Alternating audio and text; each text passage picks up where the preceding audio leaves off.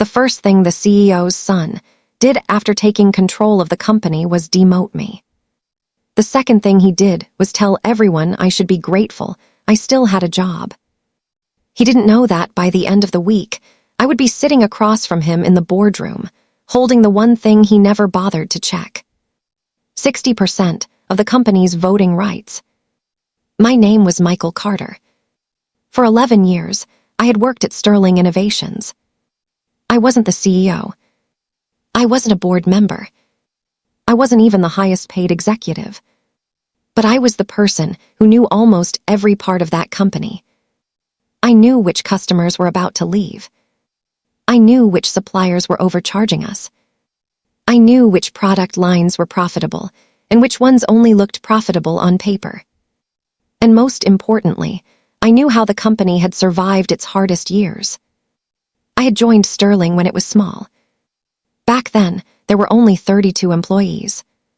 The founder and CEO, Robert Sterling, worked in the same open office as everyone else. His son, Ethan, was still in college. Robert trusted me. Over the years, I became Chief Operations Officer. I helped expand the company from a small technology firm into a business worth hundreds of millions. I wasn't just an employee. I had been part of the foundation. And then, one Monday morning, everything changed. Robert announced his retirement. The company was holding a leadership meeting. Everyone expected the announcement. But nobody expected the next sentence. My son Ethan will be taking over as Chief Executive Officer. People applauded. I did too. Ethan walked to the front. He was 31. Smart. Confident. Educated at an expensive business school. He had spent the previous 3 years working outside the company. That was all well and good. I had no problem with him becoming CEO. What happened next was the problem. Ethan looked directly at me. Michael, I want you to meet me in my office after this. I nodded. I assumed we were going to discuss the transition. Instead, 20 minutes later, I walked into his office. He was standing behind his father's old desk. He pointed toward a chair. Sit. I sat. He opened a folder. I've reviewed the organizational structure. Okay. I think your current position is too senior. I stared at him. Too senior?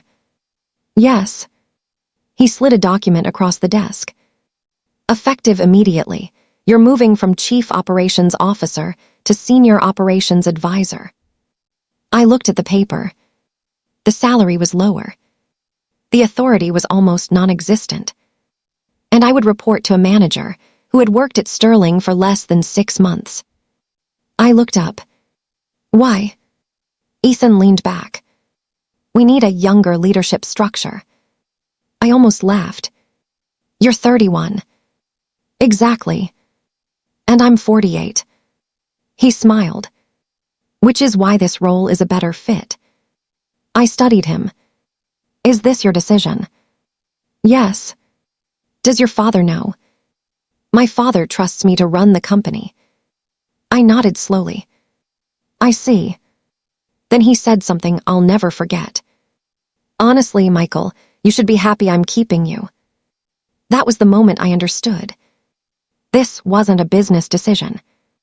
This was a power move. Ethan wanted everyone to know that his father's executives were now under his control. And I was the first example.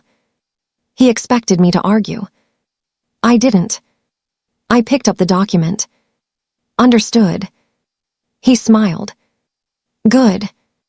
I stood. Then I stopped at the door. Ethan. Yes. Before you make any more changes, you should probably read the shareholder agreement. His smile disappeared for half a second. Then returned. I've read everything. Good. I walked out. He had no idea what I meant. And honestly, I hoped he wouldn't. Because there was something Ethan didn't know. Something his father had never told him. Something even most of the board didn't know. I wasn't just an employee. I was the largest voting shareholder in Sterling Innovations, and I controlled 60% of the board voting rights. To understand how I ended up with 60% of the voting rights, you have to go back 11 years. When I joined Sterling Innovations, the company was struggling. Robert Sterling had created it with his own money. The original idea was brilliant, but the company had grown too quickly. Costs were rising, customers were leaving, and several investors wanted Robert to sell. I was hired to fix operations. My first week was brutal. I discovered that Sterling was losing money on 3 major contracts. The company was shipping products faster than customers could pay for them. Inventory was sitting in warehouses. Suppliers were charging inconsistent prices. Nobody was tracking the numbers properly. I built a new system. Within 6 months, we reduced waste dramatically. Within a year, Sterling returned to profitability. Robert trusted me after that. Then came the expansion. We opened new facilities. We acquired smaller companies. We entered international markets. The company grew. But growth required money. And that's where everything changed. Robert needed investors. I helped negotiate with them. One investor wanted a controlling position. Robert refused. Another wanted to force changes in management. Robert refused again. Eventually, we found a different solution. A group of long-term investors agreed to provide capital under a special shareholder agreement. The agreement included different classes of voting rights. Some shares had standard voting power. Others had enhanced voting power. Robert kept a large block. But he also created a special voting trust to protect the company from hostile control. I was appointed trustee. At the time, I didn't think much of it. It was part of my responsibilities. But 3 years later, Robert changed the structure. He came to my office one evening. "Michael, I need you to sign something." "What is it?" "An amendment." I read it.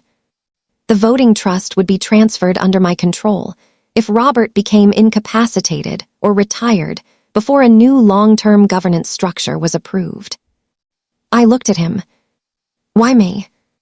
"Because I trust you. More than your son." Robert smiled. "Ethan is young. He'll learn." "I hope so." He leaned back. "But I need someone protecting the company while he learns." I signed. At the time, I didn't realize how important that document would become.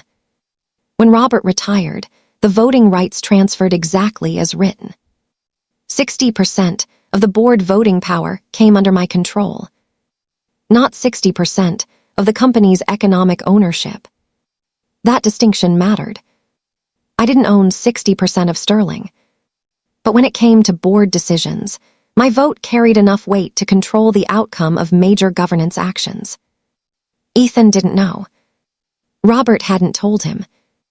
And I never had a reason to mention it. Until the morning, Ethan demoted me. For the next 3 days, I stayed in my new position. I didn't complain. I didn't send angry emails. I didn't call Robert. I simply watched. And what I saw worried me. Ethan began changing everything. He removed senior managers. He canceled supplier contracts. He replaced experienced executives with people he had worked with at other companies. He wanted to make Sterling feel like his company. But he didn't understand it yet. On Wednesday morning, he fired the head of procurement. On Thursday, he replaced our finance director. On Friday, he announced a major expansion plan. A $40 million expansion. I reviewed the plan. It was reckless. The projected revenue depended on assumptions that had never been tested. I requested a meeting. Ethan refused. His assistant emailed. "Mr. Sterling appreciates your concern, but has decided to move forward." I stared at the email. I had spent 11 years helping this company avoid disasters. Now I was being told my opinion wasn't needed. That afternoon, I received another message. My access to several internal systems had been reduced. I called it. Who authorized this? Ethan's office. I nodded. Okay. Then I noticed something strange. One of the systems I could no longer access contained historical shareholder documents. Why would the new CEO want to restrict my access to governance records? That question stayed with me. So I called our corporate attorney. Do you have a few minutes? Of course. I need to confirm something. What? The voting trust. There was a pause. Yes. Is everything still valid? Absolutely. And my authority. Exactly as stated in the agreement. I leaned back. Has Ethan requested access to the documents? Another pause. Why? I just want to know. Not yet. Good. I ended the call. Then I made a decision. I wouldn't use the voting rights simply because Ethan had embarrassed me. If I used them, it had to be for a legitimate reason. The company was too important. Too many employees depended on it. Too many families depended on it. This wasn't about revenge. Not yet. It was about protecting something I had spent 11 years building. But Ethan kept pushing. And eventually, he made the mistake that changed everything. 2 weeks after taking over, Ethan announced a major acquisition. Sterling would purchase a company called North Peak Systems. The price was $62 million. I knew North Peak. Everyone in the industry did. It had impressive marketing, but terrible finances. I reviewed their public records. Then I found something worse. Their largest customer contract was expiring. Their debt was rising. And their technology required significant investment. The acquisition made no sense. I went directly to Ethan. This deal is dangerous. He didn't look up from his laptop. You've already given me your opinion. I'm giving it again. We're expanding. You're buying a company whose largest customer can leave in 6 months. We'll replace them.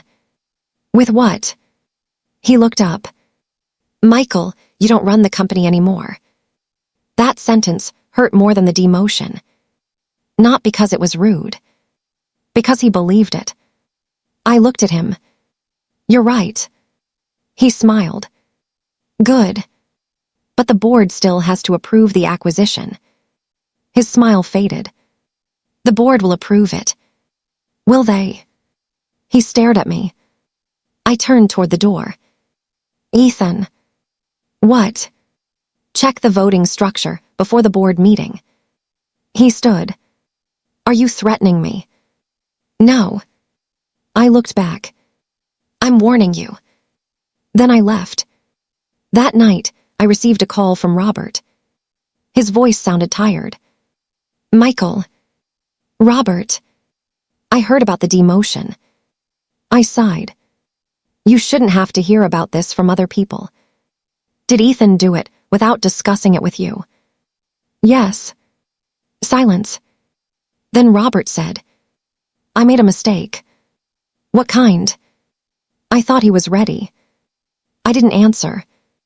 Michael, I need you to protect the company. I've been trying. I know. He paused. Do what you have to do. Those words stayed with me. Do what you have to do. The next morning, I called the corporate attorney. Prepare the board documents. What are you planning? I'm not sure yet. Michael. I said I'm not sure. She sighed.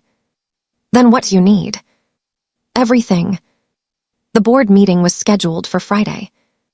8 directors sat around the table. Ethan was at the head. I sat 3 seats away. The acquisition presentation began. Slides. Charts. Revenue projections. Synergy estimates. Everything looked perfect. Too perfect. When the presentation ended, Ethan smiled. I believe this acquisition positions Sterling for its next phase of growth. One director nodded. Another asked a few questions. Then Ethan said, I'd like the board to vote. The corporate secretary prepared the ballots. Ethan looked at me. Michael, do you have any objections? I took a breath. Yes. The room became quiet. I object to the acquisition. Ethan smiled. You're entitled to your opinion. I'm also entitled to vote. He nodded. Of course. The secretary began counting. One director voted yes. Another. Then another. Ethan looked confident. Until the secretary reached my vote.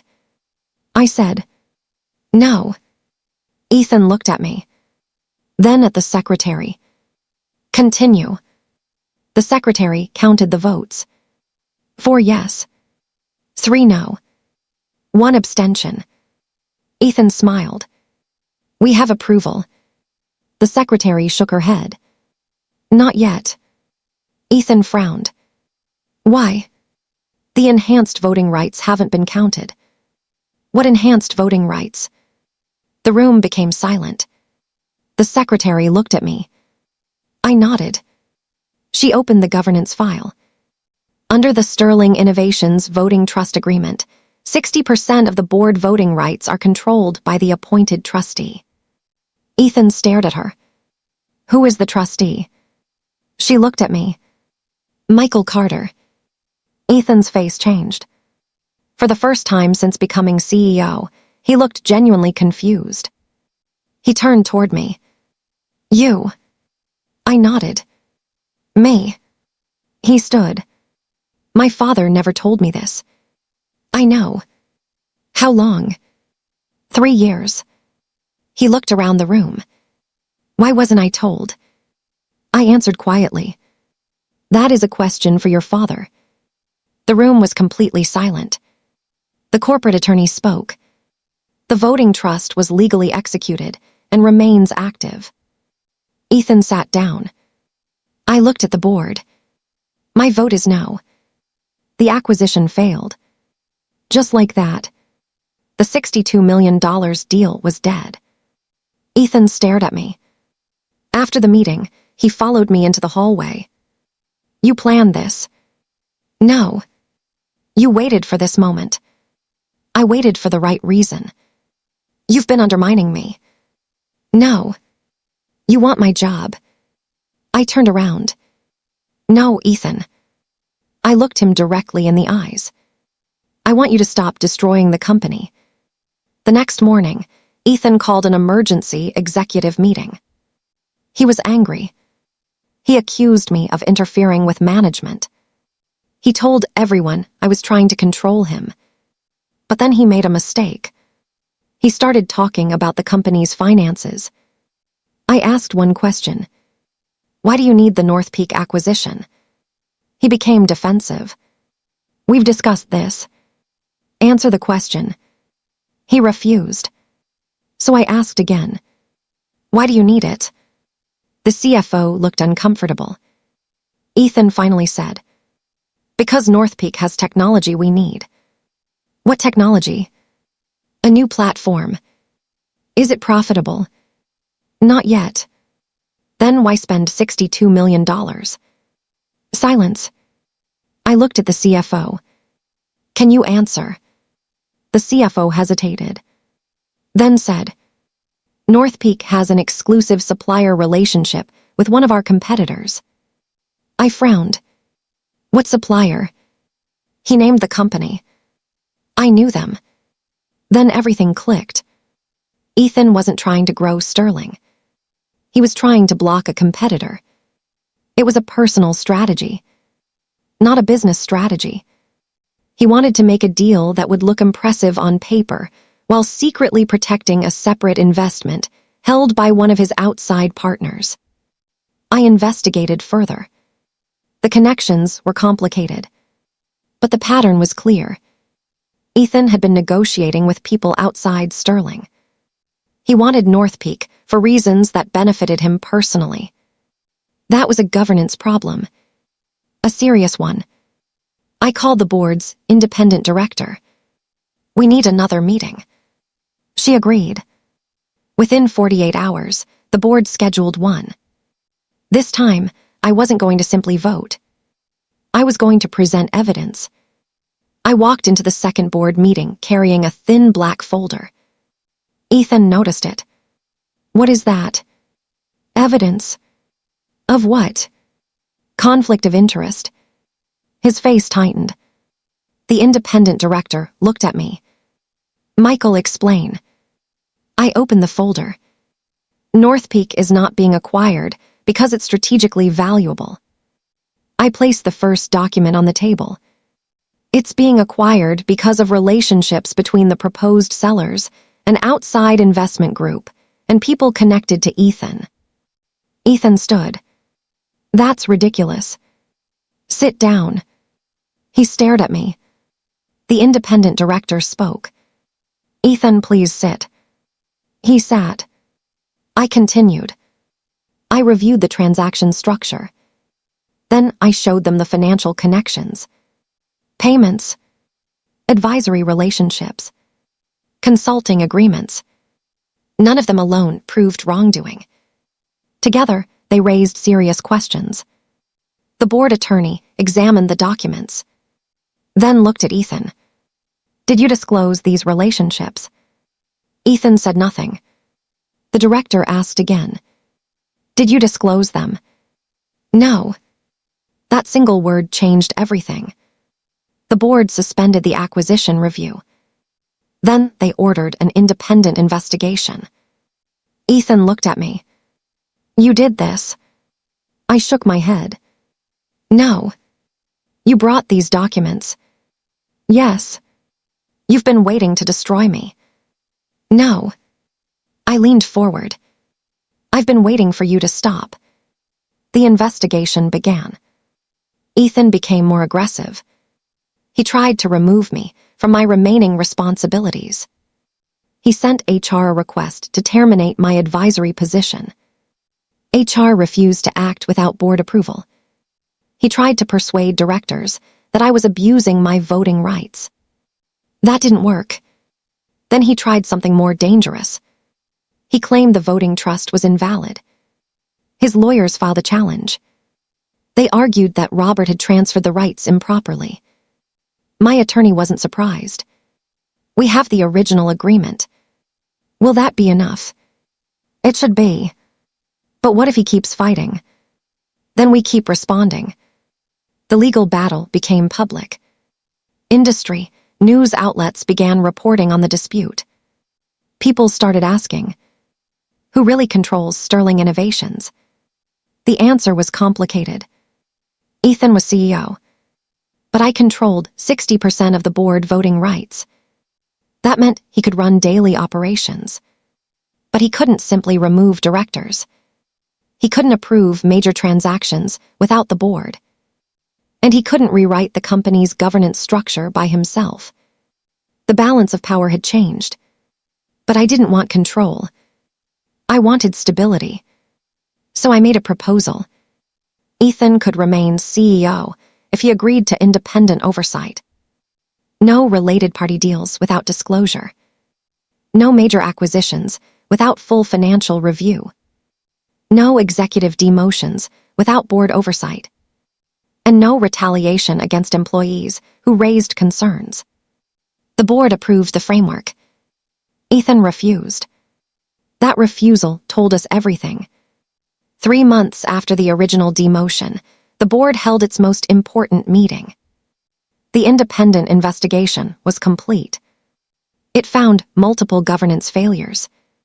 Nothing suggested that Ethan had intended to harm the company. But it found serious conflicts of interest and poor disclosure. The board had to decide whether he should remain CEO. Ethan entered the room confidently. He still believed he had enough support. He looked at me.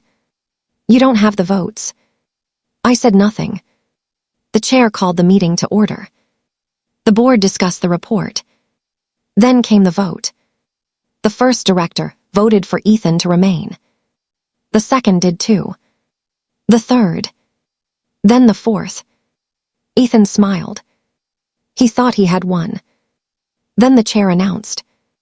Under the voting trust provisions, the trustees' enhanced voting rights apply. Everyone looked at me. I stood. I had spent 3 months thinking about that moment. I could have removed Ethan. I could have ended his career at Sterling. But I didn't. Instead, I said, I vote for Ethan to remain CEO under the conditions approved by the board. The room went silent. Ethan looked at me. You just voted for me. Yes. Why?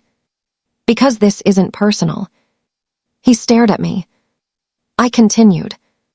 You made mistakes. So did I. But the company doesn't belong to either of us emotionally. It's bigger than both of us. The chair approved the motion. Ethan remained CEO. But the power structure had changed. He was no longer operating without accountability. And for the first time, he understood what his father had understood years ago. Leadership wasn't about having the loudest voice. It was about knowing when to listen. That evening, I visited Robert. He was living quietly now. He looked older. But when he saw me, he smiled. You did it. I didn't do anything. You protected the company. I tried. He nodded. Then he asked, Are you angry with me? I paused. At first. Why? You put me in this position without telling Ethan. I thought he would learn. He almost destroyed the company. I know. Robert looked down. I made another mistake. What? I underestimated how much he needed to prove himself. I sat beside him. He wanted to become his father. Robert laughed softly. That's the problem. What do you mean? He spent his whole life trying to become me. He looked toward the window. He never realized he needed to become himself. That sentence stayed with me. Then Robert asked, Do you still want to work there? I smiled. Yes. Why? Because it's still worth protecting. He nodded. Then he said something unexpected. One day, Michael, you should take my seat. I looked at him. No. Why? Because I'm not you. He smiled. Exactly. 6 months later, Sterling faced its biggest challenge. A major competitor launched a cheaper product. Sales dropped. Investors panicked. The board wanted immediate action. Ethan proposed cutting staff. Hundreds of employees could lose their jobs. I reviewed the numbers. The layoffs weren't necessary. There was another option. We could reduce executive compensation, delay expansion, renegotiate supplier contracts, close one underperforming facility, and redirect money into the product line that still had strong customer demand. Ethan didn't like it. It will make us look weak. I replied, Keeping hundreds of people employed isn't weakness. He disagreed. The board debated. Then Ethan looked at me. What do you recommend? It was the first time he had asked me that question. Not as an insult. Not sarcastically. Genuinely. I gave him my plan. The board approved it. Within 9 months, Sterling recovered. Sales stabilized. The company launched a new product. And employee turnover fell. One afternoon, Ethan walked into my office. I owe you something. What? Thank you. I looked up. For what? For not using your voting power to destroy me. I smiled. I never wanted to destroy you. I know that now. He sat down. Why didn't you? I answered. Because revenge is easy. He looked at me. What's harder? Building something better. A year after the board crisis, Ethan called a company-wide meeting. He announced a new leadership structure. Then he said, "I want Michael Carter to become executive chairman." The room erupted in applause.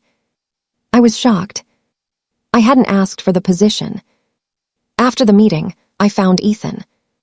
"Why did you do that?" "Because you earned it.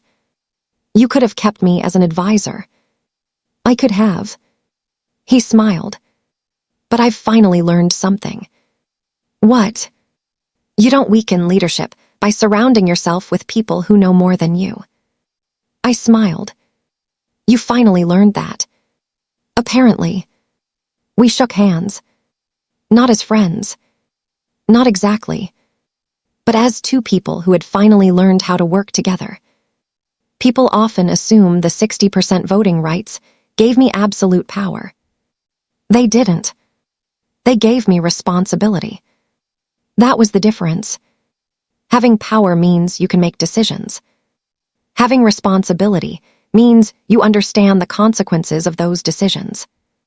I could have removed Ethan. I could have replaced the board. I could have forced changes. But every vote affected thousands of people. Employees. Customers. Investors. Families. So I never used my voting rights because I was angry. I used them when the company needed protection. That distinction became my guiding rule. Because the easiest kind of revenge is emotional. The strongest kind is disciplined. 2 years after the demotion, Ethan and I attended a shareholder meeting. An investor asked him, "Why did you appoint Michael Carter as executive chairman after your initial conflict?" Ethan smiled. "Because I made a mistake." The room became quiet. He continued, "I thought leadership meant replacing everyone who came before me." Then he looked at me. I was wrong. Leadership means knowing what you inherited and making it better. The audience applauded. Afterward, we walked outside. Ethan laughed. "Do you remember the first day?" "Very clearly." "I thought I was humiliating you." "You were." He smiled. "I thought you would quit." "I considered it." "Why didn't you?" I looked at him. "Because I wanted to see what happened next." He laughed. "And then you pulled out 60%. I smiled. "I never pulled it out." "What do you mean?" "It was always there." He shook his head. "That's what makes it worse." We both laughed. When people hear stories like mine, they often focus on the moment I used the voting rights. That's understandable. It was dramatic. The CEO's son demoted the old executive. The old executive revealed that he controlled 60% of the board voting rights. The acquisition failed. The CEO faced an investigation. And eventually, the company changed. But that wasn't the real victory. The real victory was refusing to become the person Ethan thought I was. He expected me to react emotionally. I didn't. He expected me to fight for my title. I didn't. He expected me to use power for revenge. I didn't. Instead, I used it to protect the company. And that changed everything. Because sometimes the strongest response to disrespect isn't anger. It's patience. Sometimes the smartest revenge isn't destroying someone's position. It's proving that they were wrong about your value. And sometimes the most powerful sentence you can say is, "I could stop you, but I don't need to." 5 years after Ethan demoted me, Sterling Innovations had doubled its value. The company had thousands of employees, new products, new markets, a stronger board, and a completely different culture. We created an internal leadership program. Young employees could apply. They learned finance, operations, management, ethics, and one lesson I personally taught every year: never confuse authority with leadership. At the end of every session, I told them my story. Not because I wanted them to admire me, but because I wanted them to understand something. Your title can disappear overnight. Your office can disappear. Your salary can disappear. Your authority can disappear. But your character remains. The way you handle power matters. The way you handle betrayal matters. And the way you treat people when you have the advantage tells you more about yourself than the way you behave when you're losing. That was the lesson I learned. 10 years after the day Ethan demoted me, Robert passed away peacefully. The company held a private memorial. Hundreds of employees attended. Ethan spoke first. Then I did. I stood at the podium and looked across the room. Robert taught me many things. I paused. But the most important lesson wasn't about business. It was about trust. Robert trusted people before they had earned titles. He trusted ideas before they had become products. And he trusted me with something I didn't fully understand at the time. The responsibility to protect what he built. I looked at Ethan. And eventually, he trusted his son to carry it forward. Ethan nodded. After the memorial, we returned to the boardroom. There was one final matter. The voting trust was scheduled for review. I could have kept it. Instead, I proposed a new governance structure. The enhanced voting rights would gradually transition into a broader board protection mechanism. No single individual would control them permanently. The board approved it. My 60% voting power was no longer mine. I had given it back. Ethan looked at me. Why? Because the company doesn't need me forever. He smiled. You finally admit that. I laughed. Of course. Then I looked around the boardroom. This was never about having control. It was about making sure someone responsible had it.